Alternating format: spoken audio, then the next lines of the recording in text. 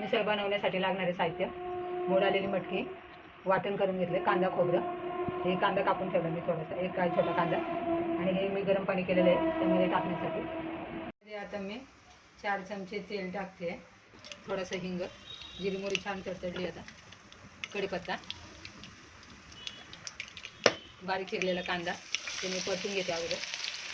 Gas मी slow ठेवलेला आहे तो मी छान बारीक कांदा बारीक कापून तो आता मी परतून घेते. गॅस मी स्लो केलेला आहे. मिरची 1 चमचा, कांदा लसूण मसाला 2 चमचे टाकते मी. एवढेचा कांदा लसूण मसाला आहे. घरगुती मसाला 1 चमचा, याच्यामध्ये धना जिरा पावडर आहे, लाल मिरची पावडर, मिसळ मसाला हा 1 चमचा मी टाकते.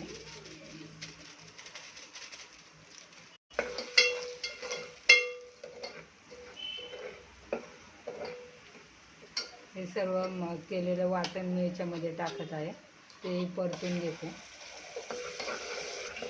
हे मी छान परतून घेते, मस्त सुगंध सुटला. झाकण लावून मी 2 शिट्ट्या करून घेणार आहे. मिसळ तयार झालेली आहे. कांदा, लिंबू, ही शेव घरी बनवलेली आमची घरगुती शेव आहे.